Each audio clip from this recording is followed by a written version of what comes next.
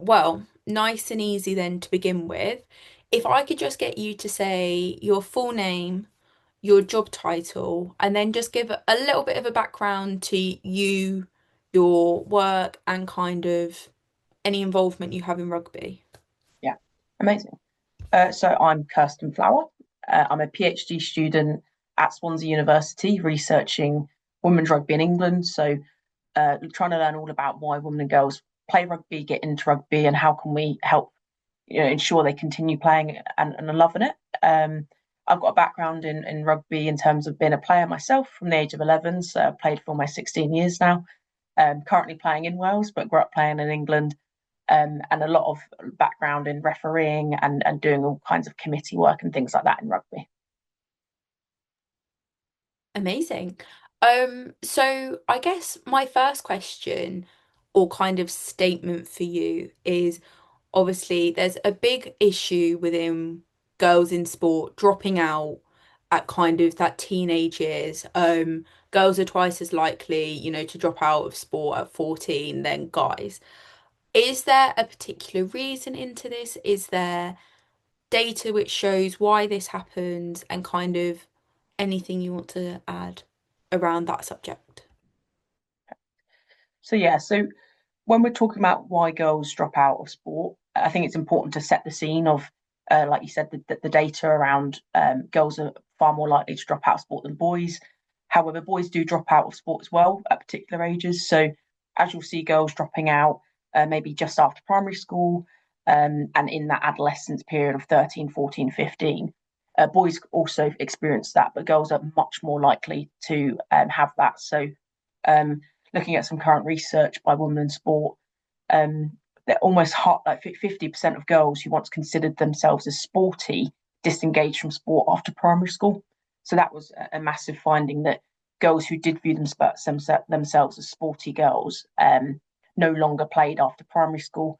And then you do see that in adolescence as well. And some of the reasons why they sort of concluded that these girls said that was the feeling of being judged, the lack of confidence they had, schoolwork, so these particular ages of after primary school or around GCSEs or entering GCSEs were quite significant. And this idea of also not feeling safe. So this is something that's come out from research a lot in terms of access to sport, but also ease of access and safety around access as well. So when girls are transitioning maybe out of primary school, they may stop playing with boys and then have to then start playing with girls at age 11, for example. And that can cause problems in terms of where's your local sports access or availability. So girls might have to travel further.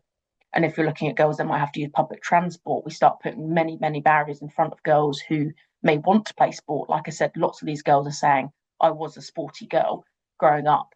But as they got older, maybe the access wasn't as easy or maybe not as safe. But I think something that's really important to state for me in this is that girls don't just simply wake up one day and say, I don't want to play sport anymore. They don't just simply stop wanting to play. Um, there was a recent study by Youth Sport Trust in 2025 that said 62% of girls wanted to be more active in school, but felt like there were many barriers. That was such as that access, but also having a lack of confidence to get involved in sport again because maybe they dropped out. Also being watched by others and having their period. So as girls get older, they may have different barriers that face them, but they still want to get involved in sport. And it's how do we target that? That covered so much, and it's really insightful hearing because obviously you kind of know these stats, but actually hearing how much research goes into it, it's really interesting to listen to. And I guess one of those things you highlighted was kind of the barriers that come into place, a lot of things about kind of how girls particularly view themselves, especially in that adolescent period. Um, and the World Cup was something which was massive in highlighting body positivity.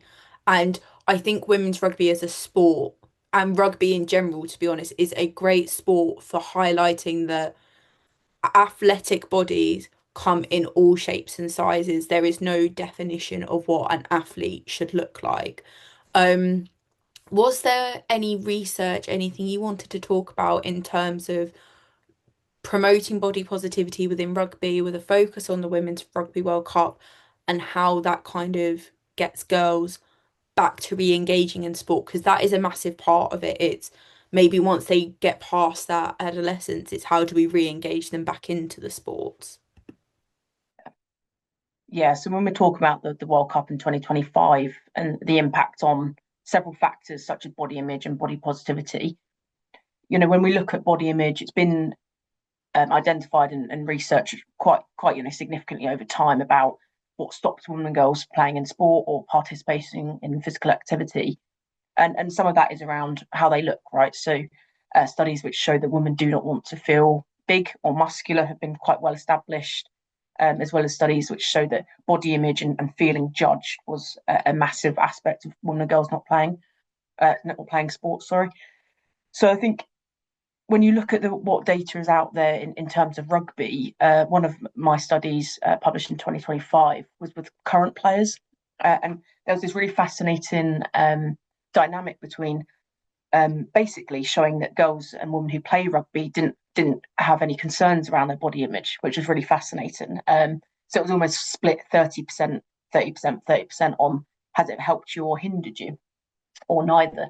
And so I think that's really fascinating when you compare it to data in other sports, which show that body image was not only a big factor, but also stopped the women and girls playing sports.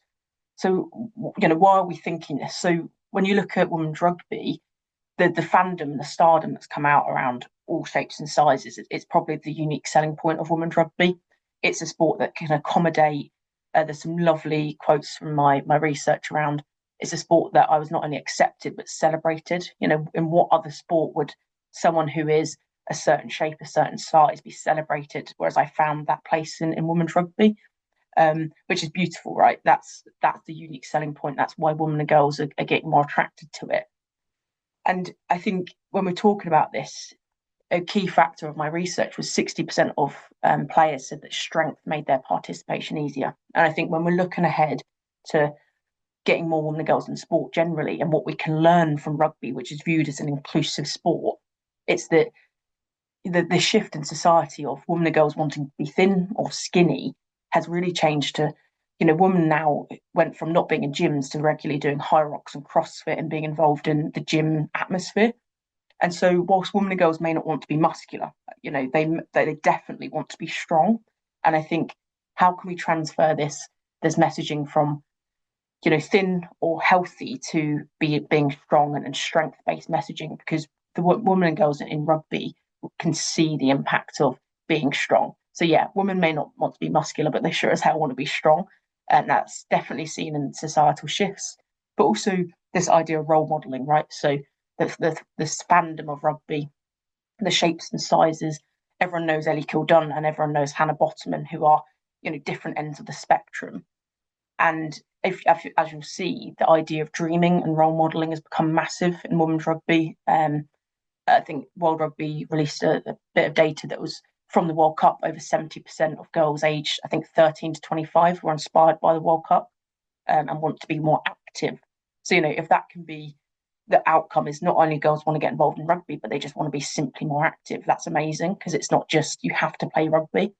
And I think a key part of that for me is that when you look at some of the research coming out, is that not only can women and girls be inspired by elite athletes, but there was a recent study of girls in their adolescence that 38% of them were inspired by watching their mum or their sister or auntie. So not only are we looking at these elite, stardom, but how can we inspire women and girls to get more involved in sport and or rugby if they'd like to, because of people around them in their family also doing that. And I think that's massive, as we're not just looking at the elite internationals, women and girls are looking around them as well. So yeah, in terms of that body positivity and the outcomes of the World Cup, I think it was massive, and it was massive for not only girls but also boys, of what they view a woman's body can look like as well. That was actually going to be one of my other points, is whilst this documentary is kind of on continuing that conversation of women's rugby, it's a societal thing that we have to, again, the documentary is focused on rugby, but within getting girls and women back into sport, it is a lot of it is about mindsets of everybody. And also it's about how males interpret, like you've just said, women being able to play sport. Is Mm. there much you want to say about kind of how we start that message from a younger aging? Like, does it need to look into schools? Does it need to look into having just more visibility locally? Because one of the lovely things I've heard from when I've been doing all of the interviews across this is I've spoken to some parents, and so many parents are like, my daughter actually doesn't care what other people say that she's a rugby player, but we know that that stigma is there, but they're not Mm. fussed by it. So how do we kind of start knocking back those stigmas so that doesn't even need to be a conversation in the future? Sorry, that's a really long-winded question. So if you need to break it up, please feel free. Yeah, so when we're talking about stigma and breaking the stigma in women and girls rugby, I think it's important to start with um, the perceptions that, again, that girls don't want to play rugby, and they do. So some of my research has found that that was one of the biggest barriers to women and girls playing rugby, was not having the access at school, and it was over 50% of those that I spoke to said that was a massive barrier, and they had to then go out of school to get that access. And the impact of school and being able to play sport with your friends is humongous, right? Not just for girls, but boys as well. You know, whilst boys can go down to the local football club with all their friends at school, I don't think girls are offered that same chance. Um, so, firstly, when we're looking at breaking down stigmas, I think simply having access at school would be incredibly helpful. Once you play sport at school and you're not saying the boys can go off and do this and the girls can go off and do this, it becomes way more normalised, and it's a sport that both boys and girls see as possible for each sex. When we're talking about the access and breaking down that stigma, I think it's important to acknowledge that there are obviously those prevailing stereotypes in women's rugby around sexuality and gender and what it means to be a women's rugby player. And I think that's the fine line of women's rugby where, you know, you can't sort of ignore that LGBT presence in rugby. And for some, that's a massive pull, and for others, it's not. And also those stigmas around simply rugby is not a sport for women and girls. So I think, where do we start? Is that I don't think you start with targeting the boys and girls who themselves don't have these predisposed ideas. You know, they see as anyone as playing rugby, and they grow into this idea that girls can't, for example. I think whenever we're looking at breaking down stigmas, you have to target the parents. You know, the parents are ultimately the ones that decide whether their children play a sport or not. So how can rugby be advertised to parents as a sport that's inclusive, that's going to grow your child into a well-rounded individual and have a family for life, which is what so many people come to rugby for. And I think there's such a shift as well in terms of people viewing women's rugby now as possible because of the Rugby World Cup, and it being the first time a lot of people have ever seen the game. So some of the stats were that 44% of those who attended the Women's Rugby World Cup had never been to a match before, which is fascinating, that over 50% of the people that came, oh, sorry, just under 50%, sorry, had never been exposed to it, right? So that could have been people's first ever game. And it's how can we translate not just the elite levels, but the community? So there's so many women and girls clubs around the country who do great stuff, but people probably don't know about it. And how can they be, you know, the local club that they go down to as well? I don't know if I answered your question very well. Sorry. No, you did. That was, yeah, amazing.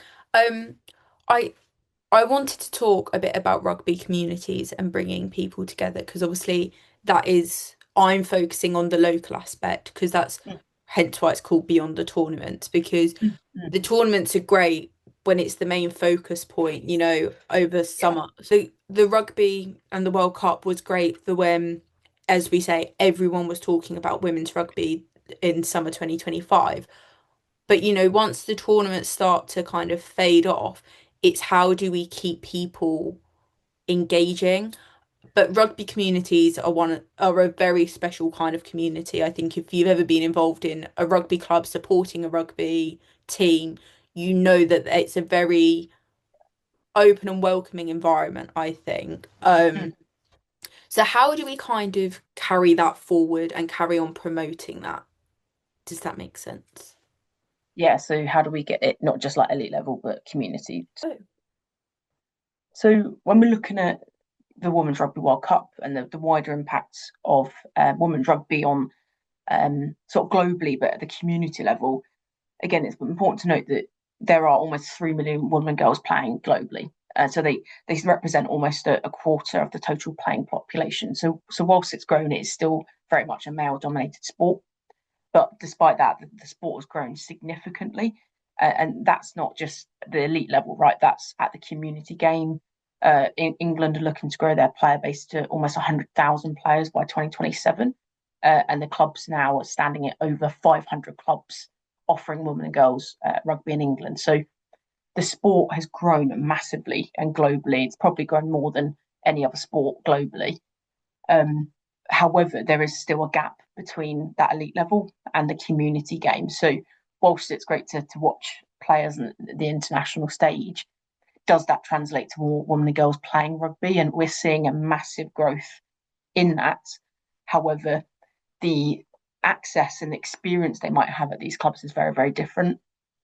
So, Catherine Dane is a really good researcher in women's rugby, and there's this paper she wrote that basically players saying it's always the bare minimum in women's rugby. So the access to coaching, the access to facilities, and that off pitch stuff is quite big and prominent in the community game.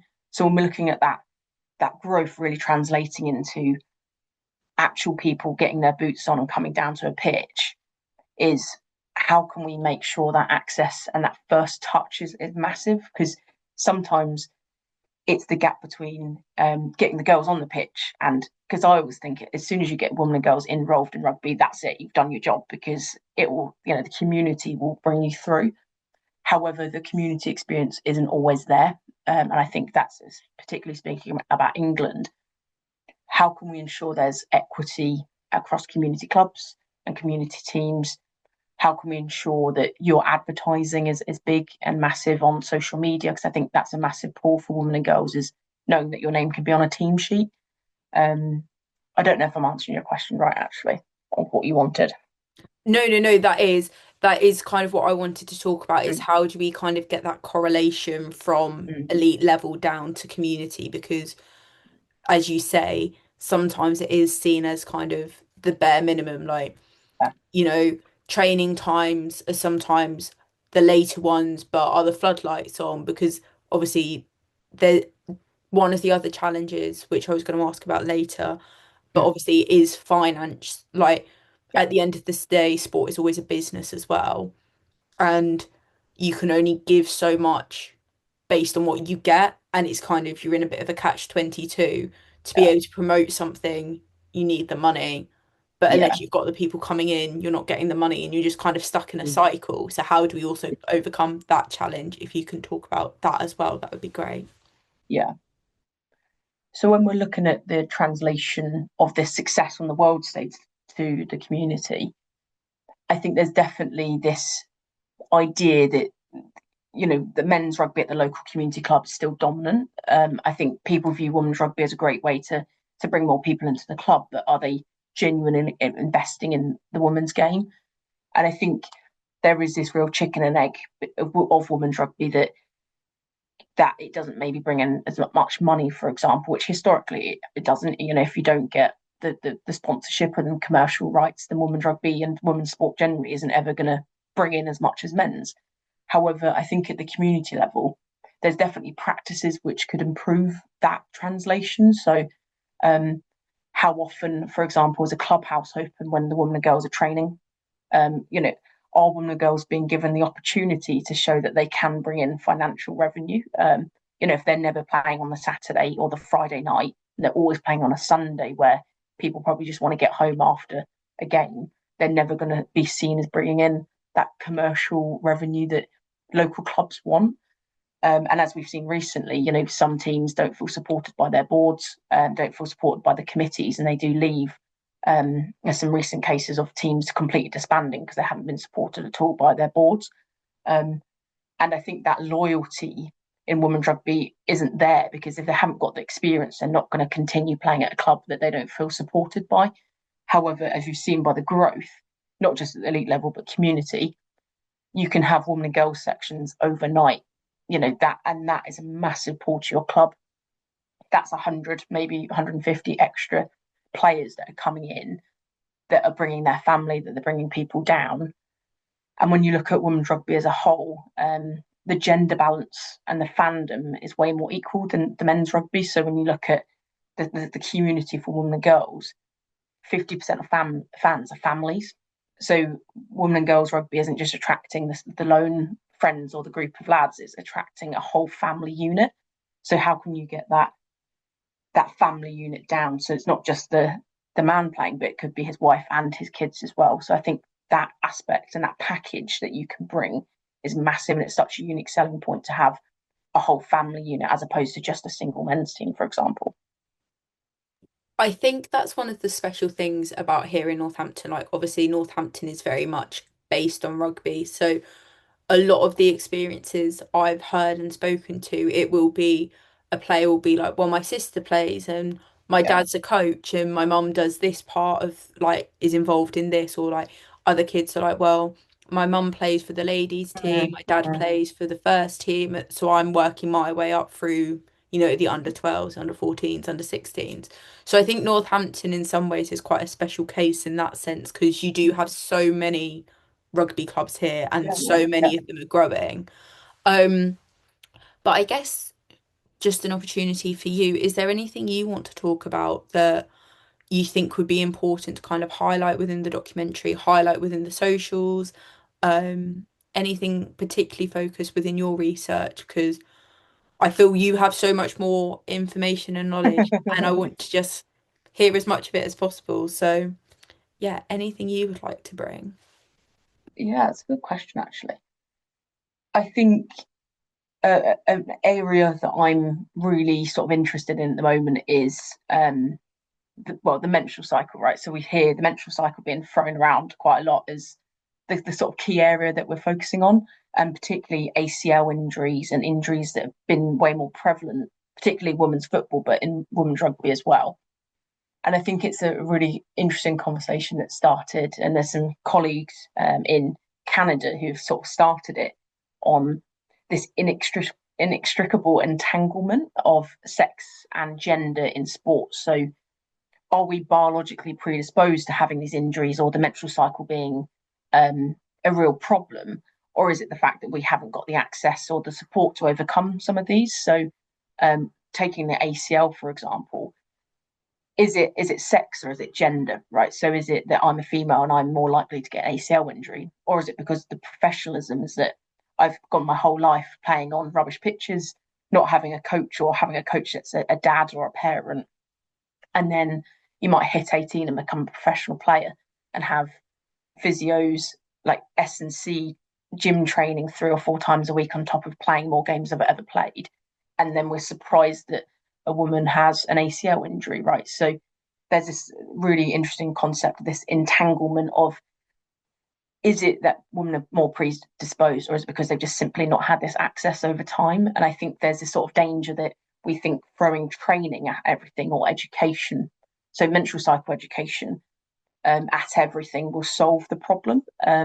I think more needs to be spoken about simple attitude changes are still not in place. So whilst we're talking about we need someone to come in and talk about the menstrual cycle and evaluate that in depth, how often are you going into women's like rugby environments, for example, and there aren't pads or toiletries available? How often a clubhouse is not even open when women and girls train just to go to the toilet? So I think we're talking about education, education, education, but actually we don't even have the ducks in a row at the really fundamental small level. Being able to tell a coach that, can you keep a pad or a tampon on you?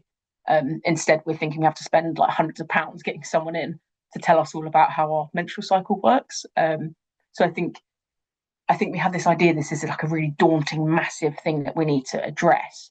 In reality, I think when we're looking at community rugby or community women's sports, I think a lot of people just don't have the basic fundamentals in place. So how many coaches are saying to women and girls, "Oh, we'll go in at half time."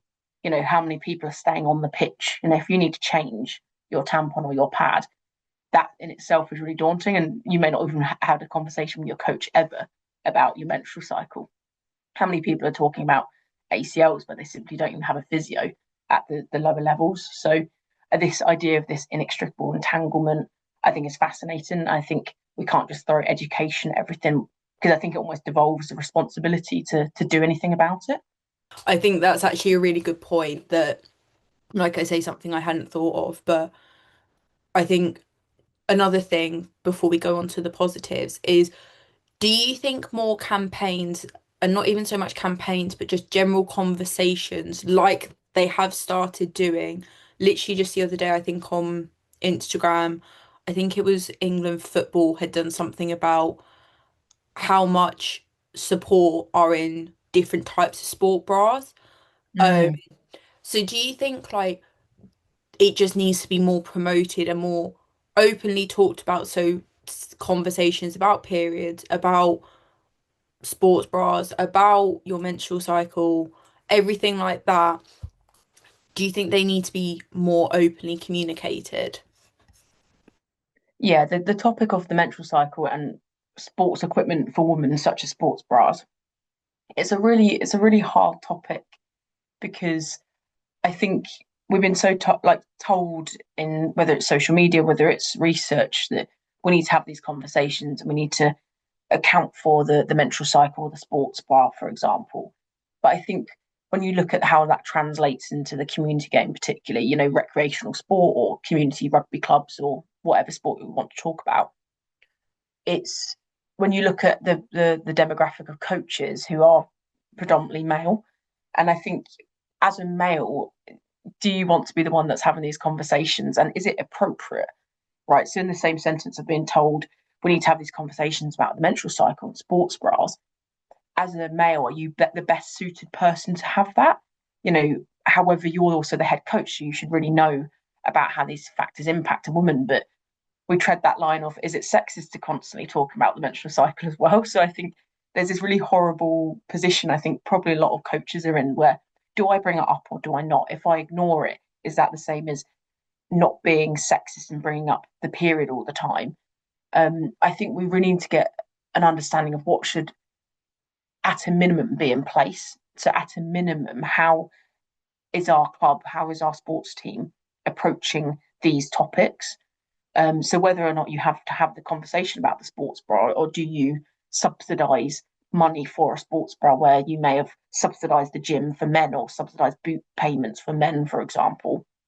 But I think the science behind sports bras is a whole nother ball game, because I think there's actually no sports bra that's ever been biologically built. Look at the basic sports bra, which is just this vest top that has an understrap. Is that biologically built for women's bodies? And then you look at bras themselves. We're looking at this arbitrary, chest size and breast cup size, which can change depending on what factor you want to change yourself. So I think, is it, do we want to look at the science of a sports bra? Because actually, how many women would be happy paying over 100 quid for a sports bra when they've probably been paying 20 quid? Or, just paying the bare minimum. Some people forget their sports bras, right? Which is crazy to think, because you would never forget your boots. Well, some people do. But there's so many strides. And at what point do we go, actually, no matter the science, is this going to actually impact people's lives? And in an already restricted funding landscape like women's sport is, are we going to tell people you need to spend extra money on something that they've just made do with? So there's this real balance of, do we say coaches need to have these conversations, and are we putting coaches in sort of vulnerable positions? But if we don't talk about it, then we haven't ever had this breaking down a barrier of what's appropriate conversation to have, what's our club's strategy, and whether that's a safe female, whether that's a safe person who is for those needs. But I guess it still doesn't address that factor that a coach is still responsible for lots of these sort of selection decisions. So are you always going to have that safe female who's saying, actually, someone's on their period next week, for example? So there's some really interesting conversations that are coming out. And one of the big ones, particularly around the menstrual cycle, is if you're not going to do anything about it, there's no point having these conversations. So when people do menstrual cycle tracking, if someone turns around and actually displays quite significant worrying signs of maybe having endometriosis or a really dysfunctional period, if you're not going to signpost those people to appropriate medical staff, then you shouldn't be doing these menstrual cycle tracking anyways. So there's really good conversations However, it leaves a lot of people in a limbo where sometimes doing nothing is better than doing the wrong thing. So I think we need to have these conversations at what's a bare minimum for a sports facility or a sports club on how they deal with players, particularly around sports bras and menstrual cycle. Sorry, I went on a big ramble there. No, no, no, that's fine. It is like you say, it's one of those things that it is still, I think it's a learning curve for everybody though, because it's still a learning curve for women who are Yeah, being coached by men. It's like, how much do you want your male coach to know about you? But yeah, also, it does impact, even like think when you go to the gym, when you're in different stages of your cycle, you have different strength, you have different energy. So it's one of those things, it's like, "Oh, I want you to know, but do I want you to know?" Like, so it's a big conversation for everyone. And definitely something we could probably talk about for weeks of different research and things like that. But maybe let's move on to something a bit more positive. If you would like to discuss some of the positive impacts of this summer's 2025 Rugby World Cup, where women's rugby is going, growth, anything like that, some positive stats and things. yeah. So the Women's Rugby World Cup in 2025, a lot of the stats and the data is coming out now from the tournament around the economic impact and how what impact has that World Cup had overall, not just on participation but on fandom and revenue, which are obviously massive when you're looking at sports being businesses. One of the recent stats coming out from World Rugby and the World Cup was that the economic benefit of the World Cup was almost £300 million. So that really displays the benefit of hosting women's events. The commercial partners who have dedicated that they will continue to sponsor women's rugby off the back of that. And there's some really cool stats that have come out in terms of women's rugby fans who are buying 16% more merchandise than men's sports fans, which I thought was really fascinating. So again, the unique aspect of women's sports and that family dynamic. So when you look at the 50% of attendees were families, you can see why people are potentially buying more merchandise and the benefits that are coming from that. Um, so the World Cup final and the World Cup itself, the World Cup final was the second biggest attended World Cup final in history, which is pretty insane stats. And then you look at it's almost it is also the second biggest World Cup in digital reach as well. So that unique aspect of women's rugby and women's sports, when you look at the Lionesses, the fandom and stardom and brand of players is something that we've not really seen in men's sport at all. I would say, the when you look at rugby, which is meant to be a male predominant sport, and the biggest following on social media is Alona Mata, who is a women's rugby player from America. So she is the most followed rugby player in the world at the moment. And you'd see probably Ellie Kildown and a lot of people not far behind. And you look at the social impressions, there's over 1 billion social media impressions of the World Cup. So a massive engagement, a massive economic benefit. And this World Cup is now informing the next men's World Cup as well. So in 2027 and beyond, how they've actually approached this World Cup and the real showdom and stardom that they've done in England is now being translated into the impact and assessment of that impact is actually directly informing the next World Cup because of how successful it was in showing that reach. And I think that's massive. I think to see a women's mega event generating that economic benefit and the stats that we have to show what a reach it had and the 1 billion social media impressions and being engaged on the top two basically World Cups in history is humongous.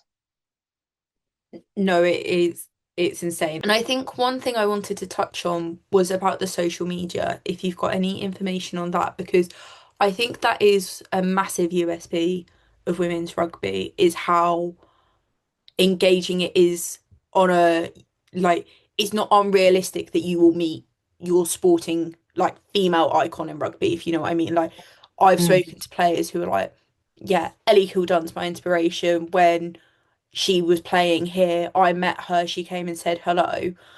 And I think it was only recently when England beat New Zealand, it was what Freddie Stewart, Tommy Mm. Freeman, Finn Smith, and Henry Pollock. They did that TikTok and that Yeah. blew up. And it's like that is what is engaging different fans. Mm. So do you have any information or stats on social media stuff? It's all right if I'll you talk don't, about or it. if you've got anything you want to just kind of say. Yeah, yeah, I'll talk Yeah, about it. perfect. So I think when you look at the fandom and the stardom that's been seen in women's rugby, I think that's a really unique selling point of the women's game. As you'll see, they're trying to push this branding of women's rugby stars, because I think the how TikTok has gone and those short form medias is really almost that ideal place for women's rugby players to have shown their personality. And I think it's really different to how male sports stars have been traditionally shown. So I think that's come from the unique fandom of the women's game. So that the fans are much younger, the fans are more gender balanced, and the fans are more family units. And when you look at that, you can see that in terms of the engagement that's had compared to men's rugby. And I don't like comparing the two, where it's traditionally been men turning up to games to have a few pints, and that's been the real critique of men's rugby. Is it's not about the rugby, and I would say women's rugby is not about the rugby, but it's about the players, and that real stardom that you're seeing is so unique to the women's game. And they're trying to do it in men's rugby with the people like Henry Pollock, but you see the differences and the hate that Henry Pollock gets for simply showing a bit of personality compared to Ellie Kildunn or Meg Jones, who are doing, cowboy celebrations. Henry Pollock's trying to do his own trademark and really bring a new, fresh take. And you can see how much the younger fans are absolutely loving it, but the traditional rugby fans aren't. So I think women's rugby and now the stardom that men's rugby players are starting to see in the women's rugby space is really more about this tradition versus new of the game, about, do we want rugby to grow? Do we want there to be personalities? And I think women's rugby's had that freedom to be whatever it wants to be, whereas men's rugby is almost confined to what a male rugby player should be. And it's quite an interesting concept that women's rugby players aren't limited, whereas men's rugby players seem to be. The boys got absolutely slated for doing that TikTok dance, whereas Alona Matt has literally become one of the biggest rugby stars, despite being a small nation, because she does all the TikTok stuff. So I think it's really fascinating that it's engaged more people. But I think men's rugby is actually learning from women's rugby in that aspect, which you probably wouldn't have seen a male sport learning from a women's sport like we have now. I yeah, I think it is really interesting how the two, because like Ellie Kildunn did an interview and she spoke about Henry Pollock and she was like, Mm, she loves what he's doing. She's like, mm, he's such a nice guy. But like you say, it's really interesting to see the younger fans are like, yeah, this is great. And the amount of times I've seen different like rugby clubs have people recreate the dances on my yeah, TikTok yeah. feed. Mm. But like you say, more traditional older fans are like, you need to stop focusing on the showbiz and focus on the sport. So it's such an interesting dynamic and shift. But I don't think I have any other questions for you. But is there anything else you want to say? I feel like you have a wealth of knowledge and I feel like you've shared so much. So if there is anything else you would like to say, add that you haven't had the chance to say, now is your moment. But if you also feel like you've exerted all of the information you want to, So looking towards the future of women's rugby and following the massive success of the Rugby World Cup in 2025, I do think there's a good discussion to be had and questions to be raised around this inspirational labour. It's a term that's coined by a colleague surrounding how much do we ask of our female athletes. And so when we're looking at women's rugby, already that the burden of uh, lesser pay, lesser access through their life to support, when players get to elite levels, we're also expecting them to be champions. We're expecting them to be role models. We're expecting them to pave the way for the next generation. And I think whilst that's beautiful and whilst that's a massive motivation for a lot of players, I do think we need to ask questions now to what extent do we expect female athletes at the elite level to be these real role models constantly, but how, how much do they stand on that pedestal? How much do they have to spend time with fans? And I think there's some really good conversations to be had on that inspirational labour, which to some extent is almost a detriment to women's athletes, but it's a massive positive of the sport. So I think that's a lovely conversation that could be had around, are female athletes responsible for being this champion of what it means to be a female? I think that's quite a lot to put on people's shoulders.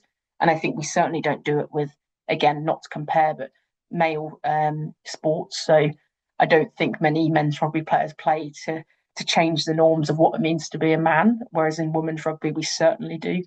So I think some good conversations need to be had around that. What are we expecting of elite female athletes on in championing not just what's possible for girls, but for boys too? Amazing. Yeah, I think that's actually I think that's a really good point. Because that was the thing I've been struggling with is how to end my documentary. So I think I'm going to end it on a question. Just can't thank you enough for your No, time thank because you. I really, I'm really excited. appreciate it.